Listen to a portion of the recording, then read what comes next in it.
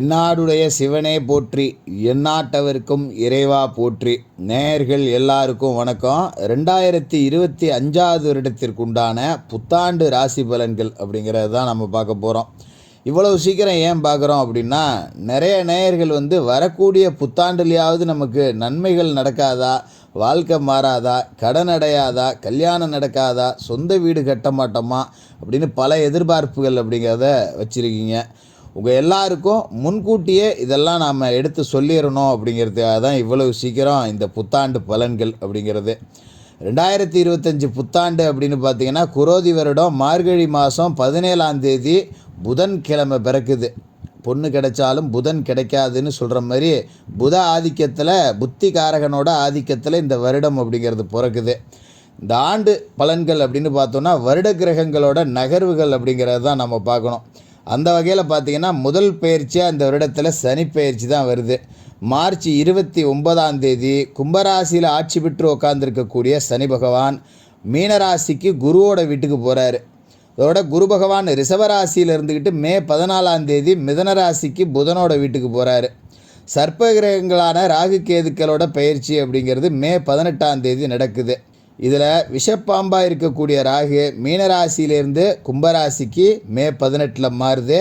அதே நாளில் விஷமற்ற பாம்பு கேது கன்னிராசியிலேருந்து சிம்மராசிக்கு மாறப்போகுது. இந்த கிரகங்களோட மாற்றம், இதோட பார்வை, இதோட பலாபலன்கள் அப்படிங்கிறது 2025 புத்தாண்டில் உங்களுக்கு என்னென்ன பலன்கள் கொடுக்க போகுது அப்படிங்கிறத பார்த்துருவோம். நேயர்கள் எல்லாருக்கும் புத்தாண்டு வாழ்த்துக்கள். மகர ராசி நேயர்களே, உங்களுக்கு இந்த 2025 புத்தாண்டு எப்படி இருக்குது அப்படின்னு பார்த்தோம்னா, மகர ராசி வாழ்க்கை அப்படிங்கிறது நரக வாழ்க்கை அப்படிங்கிற மாதிரி தான் 2024 இருந்தது. 2024 அப்படின்னு கூட நம்ம மெதுவாக சொல்ல வேண்டியதில்லை. 2016 அப்படி தான், கிட்டத்தட்ட 8 வருடம் 7.5 வருஷத்தை தாண்டியாச்சு. இன்னும் கூட ஒன்றும் உருப்பிட்ட பாடு இல்லை அப்படிங்கிற மாதிரி தான் இருக்குது. மகர வாழ்க்கை அப்படிங்கிறது ஒரு கொடூரமான காலகட்டத்தை அனுபவித்து 2025 உங்களோட லைஃப்பில் நீங்கள் செட்டில் ஆக போகிறீங்க.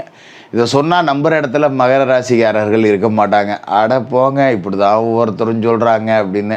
நாம் பெருசாக மகரத்துக்கு நல்லா இருக்கும் அப்படின்னு சொன்னதே கிடையாது. ஏன்னா 7.5 சனியோட பிடியில் இருக்கும்போது அது எப்படி அவ்வளோ சீக்கிரம் நல்லா இருந்துட முடியும்?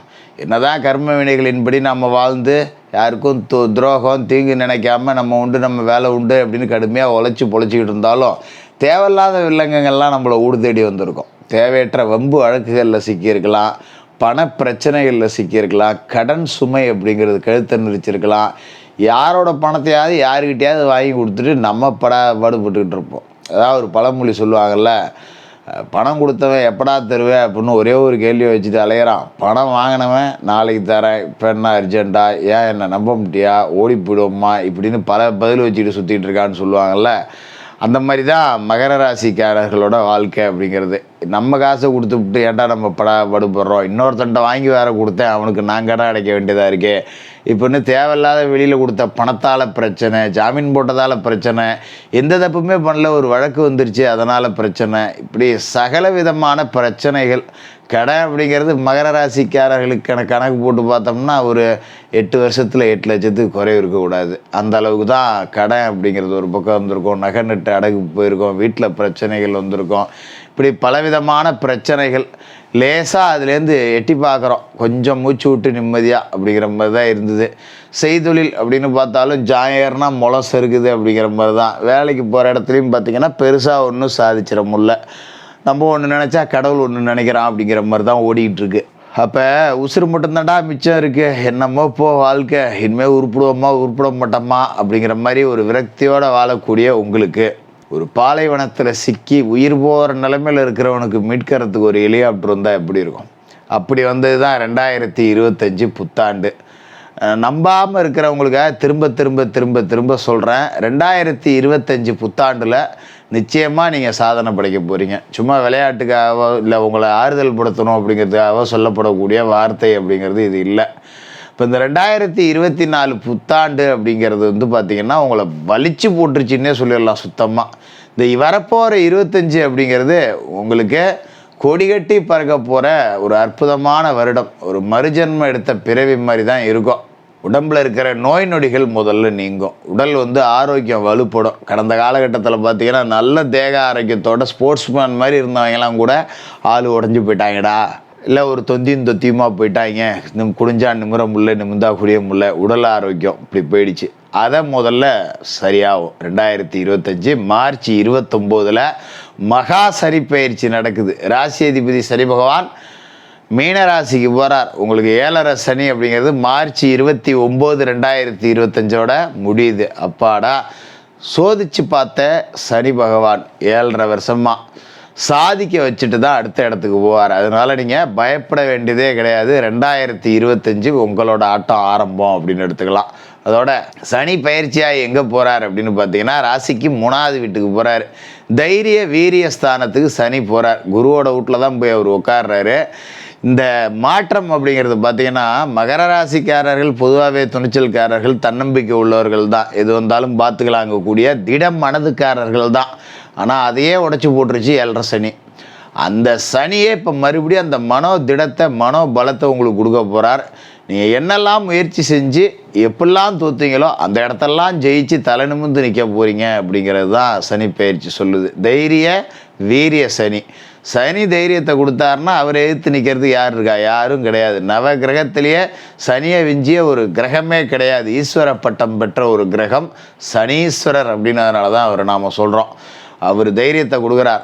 சொந்த தொழில் தொடங்குறீங்களா, கோடி கட்டி பறக்கலாம். என்ன துறையோ அந்த துறையில் உங்கள் பேரை சொன்னால் தெரியும். அந்த அளவுக்கு ஒரு வளர்ச்சியை காமிச்சிட்டு தான் இந்த 2025 விடும். பெரிய விஸ்வரூபம் அப்படிங்கிறத எடுக்கலாம்.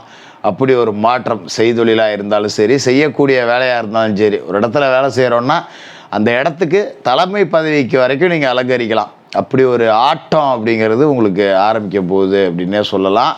அதோட மே மாதம் 14ஆம் தேதி 2025 குரு பெயர்ச்சி இருக்குது. குரு பகவான் உங்களோட ராசிக்கு 5வது இடத்துலேருந்து 6வது வீட்டுக்கு போகிறார். 6ல் குருன்னா ஊரில் பகை.